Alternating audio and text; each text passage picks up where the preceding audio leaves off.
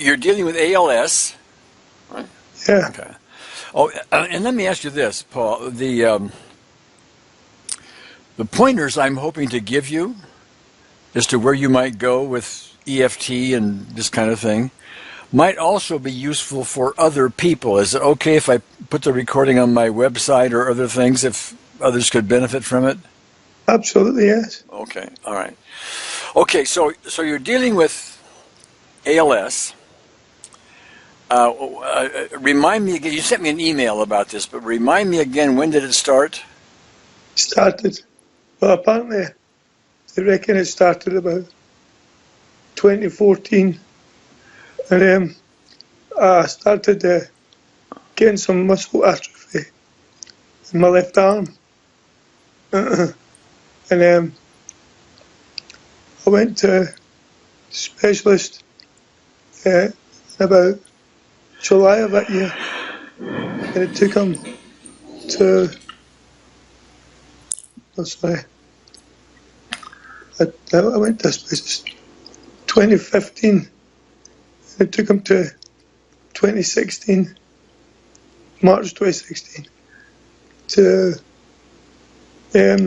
actually diagnose me. Because they weren't sure whether I had degenerative spine disease or ALS. Okay. Turns out I've got both, apparently. Well, okay. So this started in 2014. This is now March of 2018. So it's been the better part of 4 years from when it started, and so it has progressed currently. You cannot feed or dress yourself currently. Okay. Oh. All right. Now, let me also ask you, Paul, just so I have a picture here. What is your exposure to date to EFT? Are you a newcomer at it? Have you been practicing it for a while or what? No, I've started, it must have been about 2002 or something, with Helen Walker. 2002? Yeah, with Helen Walker. With Helen Walker, okay. Yeah. And I was very active at it for quite a while. But I got, like a lot of people, I got out of the habit of doing an EFT for quite a few years. And I started getting some sessions with a woman called Odette. Uh-huh. So I've had about 4 or 5 sessions with Odette, but I don't seem to be progressing in any way. Okay. All right. I don't know, missing the point somewhere. Well, okay. Odette, I happen to know. Odette has good, solid training in this, much more so than most. Okay, so she's coming on Sunday. She's coming to you on Sunday? Sunday, yeah. Oh, okay. All right. Well, if you want, you can ask her to, if she wants to compare notes with me, ask her to give me a Skype and we'll talk about it and so on. But when you were dealing with Odette, were you using the tapping form of EFT or were you using our unseen therapist? She was tapping. She was tapping? Yeah. She would tap for you? Yeah. Okay. So you didn't use the unseen therapist? No, as far as I know, no. Do you know what the unseen therapist is? Yeah, I've read it, but I'm not sure I actually understand it. Okay. I've written a free ebook on it. Do you have that? Yes. Oh, you do? Have you read it or just skimmed it or? Yeah, well, I've not just skimmed it. I've read it, but not in great detail. Okay. I found it was, I don't know, it was above me, I think. That's how I felt. Okay. All right. So let me ask you this. From a spiritual point of view, do you have yourself a spiritual path, a religious path? Do you not have any of it? Where are you on that? But I'm not a religious person. I would call myself a spiritual person. I believe there's a force greater than us, but I wouldn't say there was a particular God. Okay. All right. So with that in mind, let me ask you this question. Okay. If this spiritual force was, whether you call it God or I don't care what name you give it, okay, this higher power, this spiritual force, if it was present right now in this conversation, like if I was in your living room and so was the spiritual force, okay, could that higher power fix, cure your ALS? Yeah. Oh, it could. Okay, good. I would say, see, I believe that there is a cure for this. Okay. I don't believe it's incurable, but it's what it is. Is the issue? Is it, I mean, I've got all your DVDs from the past, and I believe that there is a lot of stuff that's caused by emotions, and Okay. definitely. And at the end of the day, we're all energy, so I don't see why, why I can't cure, Okay. can't be cured. All right. So, well, with that in mind, let me talk a little bit. And again, we're recording this so you can hear it. You don't have to memorize it because you'll have a recording of it. Okay.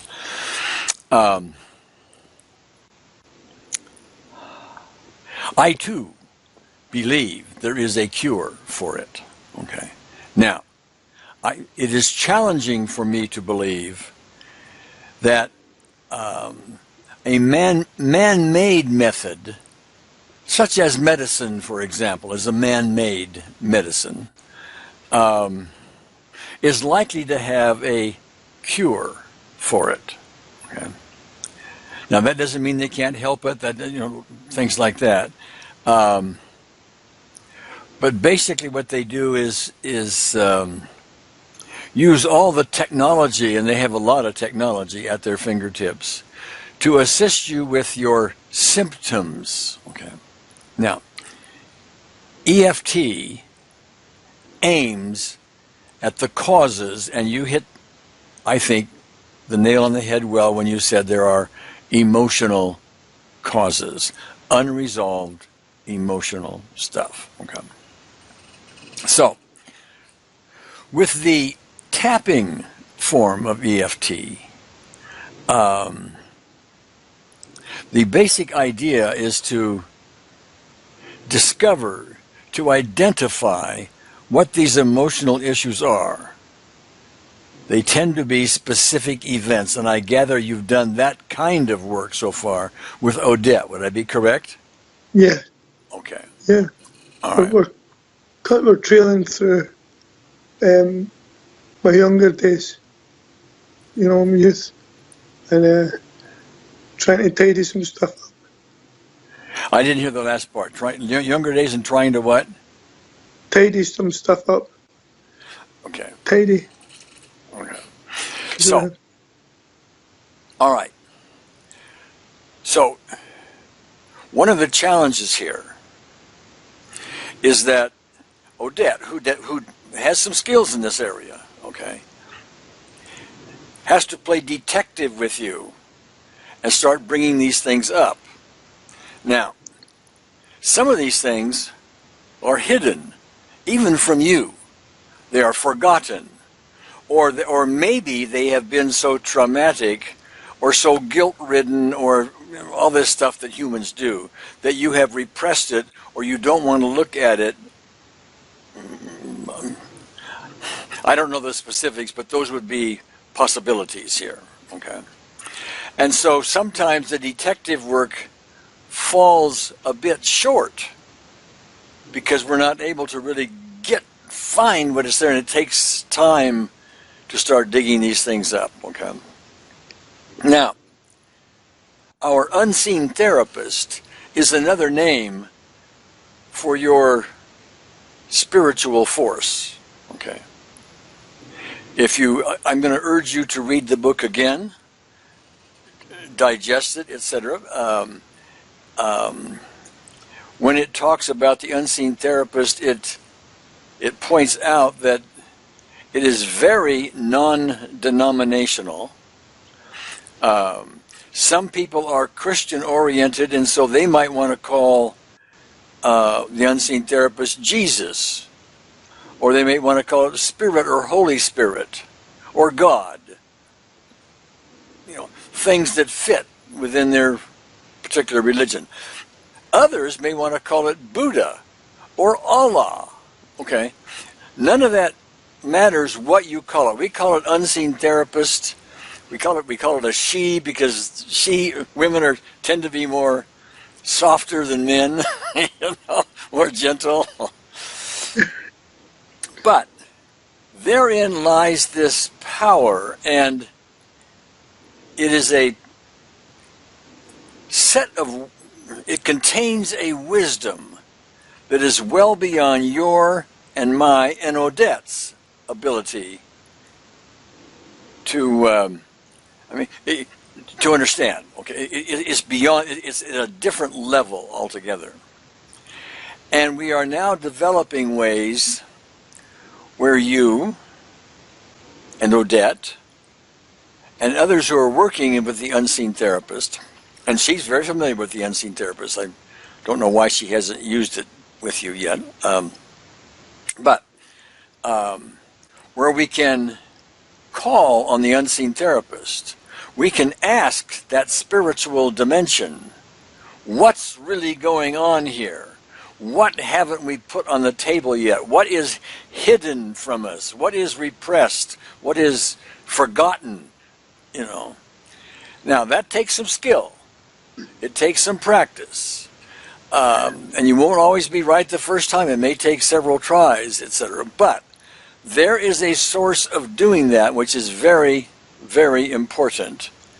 And in me, it may well be critical to you getting your cure. Because we've got to find the cause. Okay. Now, there's some likelihood that this cause revolves around some form of either resentment or resentments, angers at people that you haven't let go of for whatever reason, or guilt. All of us, without exception, would love to turn back the clock and redo a few of our behaviors.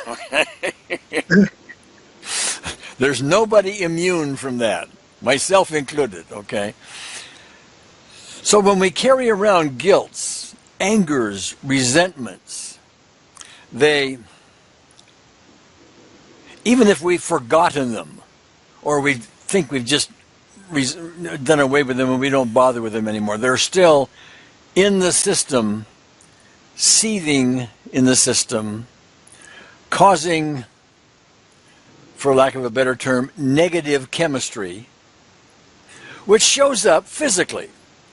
For some people, it shows up as headaches, or back pain, or cancer, or rheumatoid arthritis, or ALS, or, okay. How it shows up physically varies from person to person and so on, okay. So the real issue here, at least from an EFT point of view, is how are we going to find, how can we find the real issue involved? And now we have some help. If Odette is not familiar with this yet, ask her to look at my webinar number 41.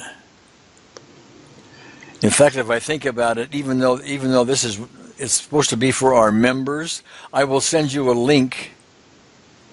Yeah, I can send you a link to that one specific webinar where I talk to people about how to do this thing. Okay. Okay. Now, in fact, let me make a note of that, Paul, or I'll probably forget it. See, Paul, recording, and number 41. Okay. At least I think it's 41. If it's not 41, I'll send you the right one. Okay.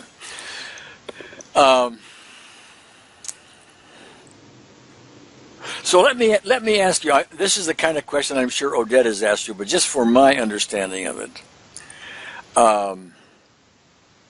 if there was an emotional reason why you are dealing with ALS and have all your symptoms, what would it be? Well, I've definitely known for my anger. So a very angry man, and I do have a lot of resentment as well. You see, I'll cut a long story short. When I was young, my mum had me when she was 42. She was from a strong Catholic background. My dad was a divorced man, so her sisters disowned her basically. When she had me, she almost died. So then they started speaking to her again, and she kind of did anything to stay in their favour. And one of the aunts had 2 daughters, and every now and again, excuse me, my mum would say things like, I wish I had 2 girls. Could have 2 girls up there. And always talk down to us. And we were just 2 daft boys, me and my brother. Okay. And we didn't get any attention or much affection. So, we didn't have a good happy life as such. It wasn't terrible. It was enough to make us better. Well, okay. The word terrible is a value judgment. I mean, terrible can go on a scale of things, okay?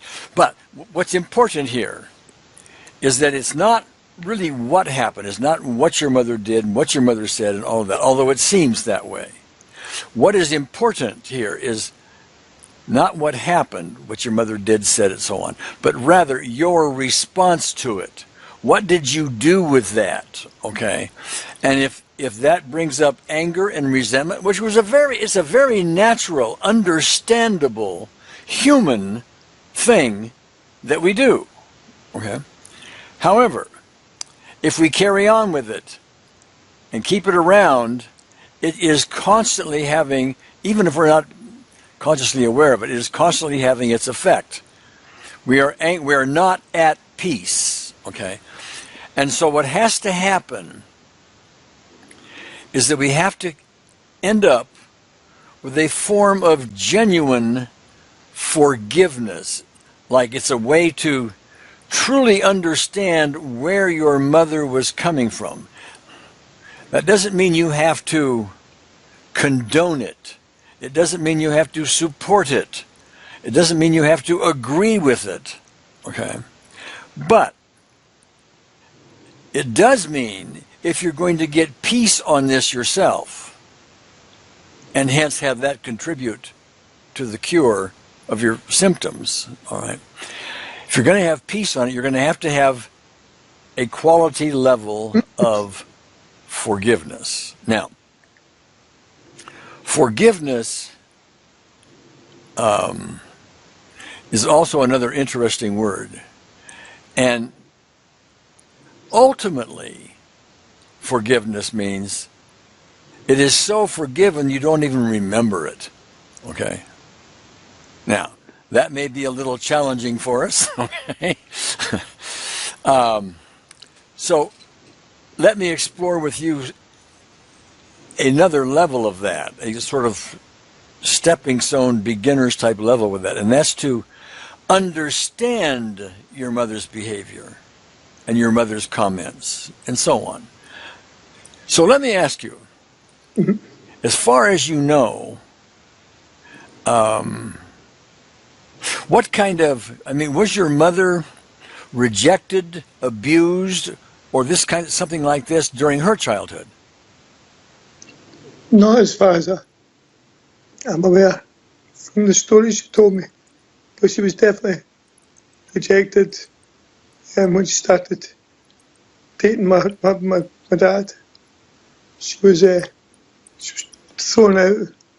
He even threw her clothes in the street, called the police on her when she came to pick him up. Very, very bad.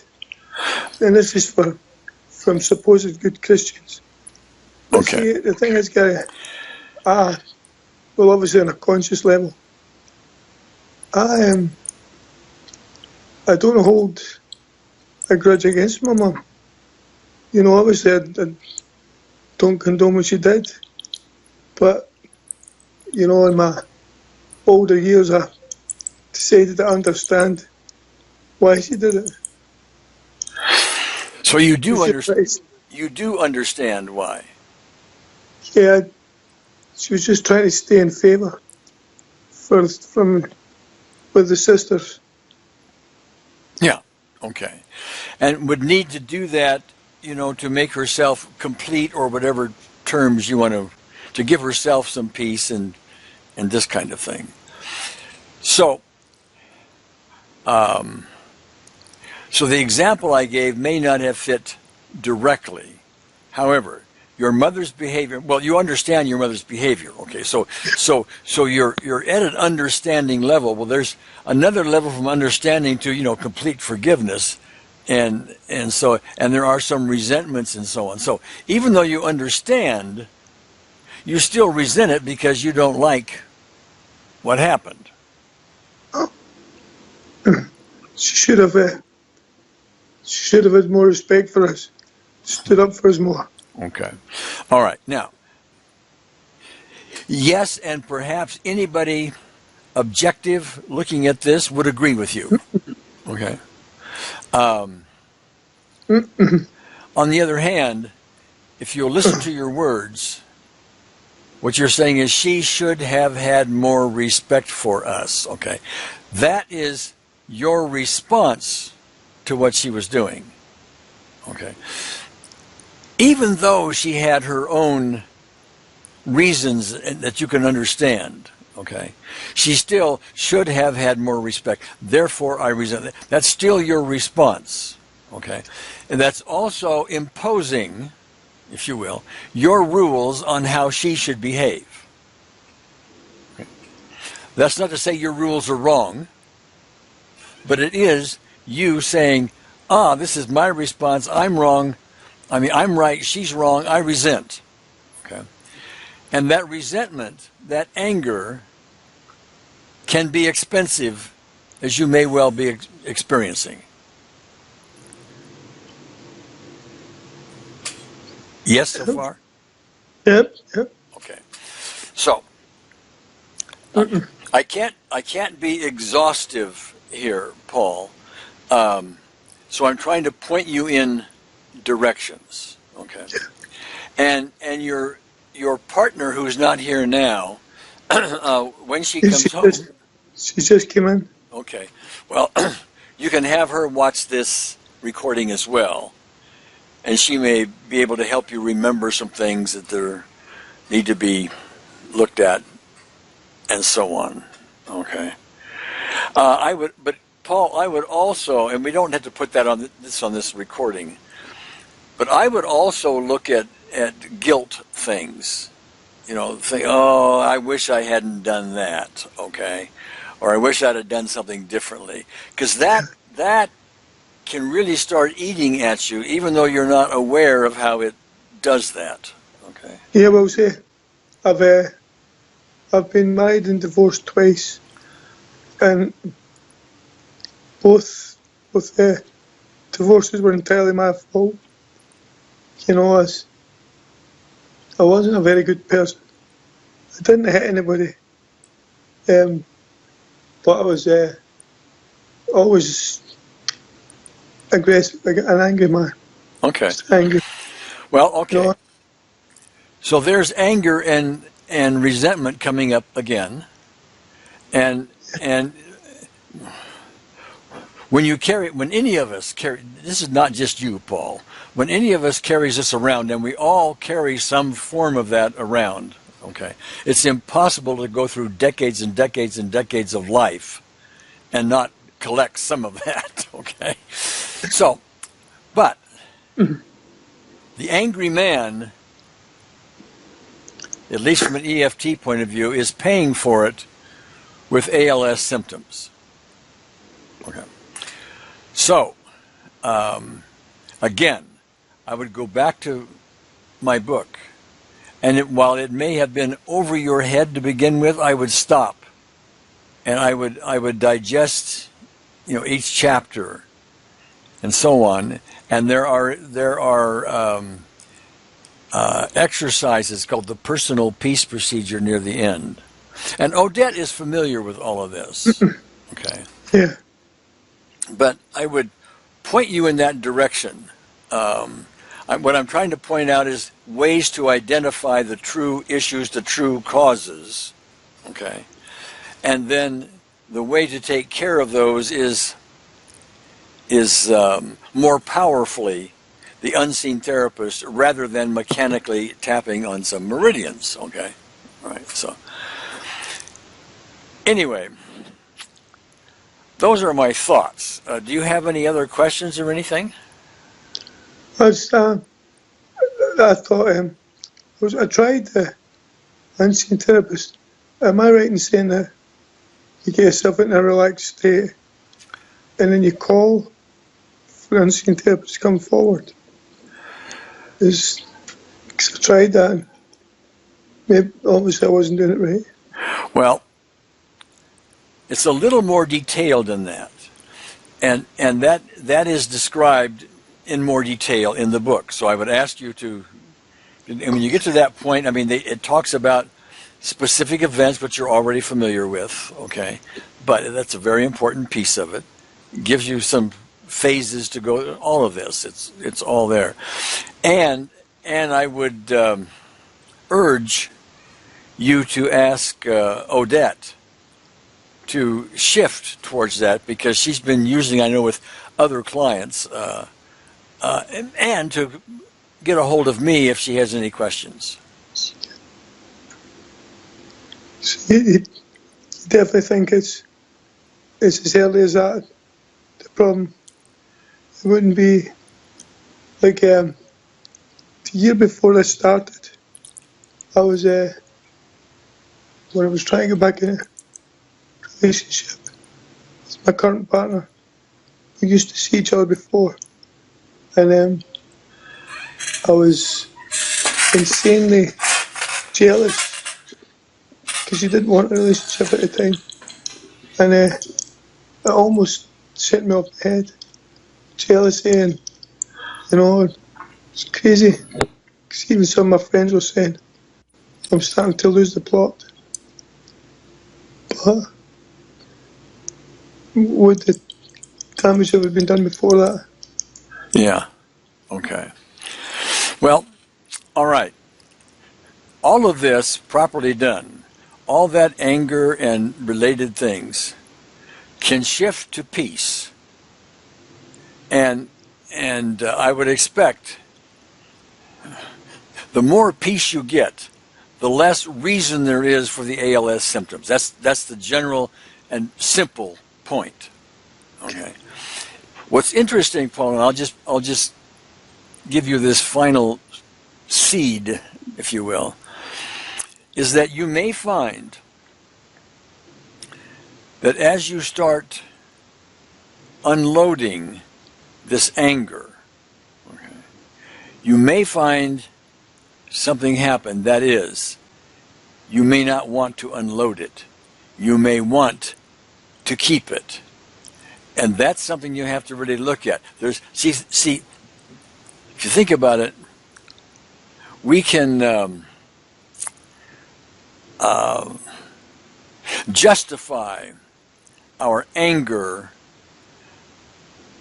by saying to ourselves, you know, if I let go of this anger, I'm going to let my mother or somebody else off the hook, okay?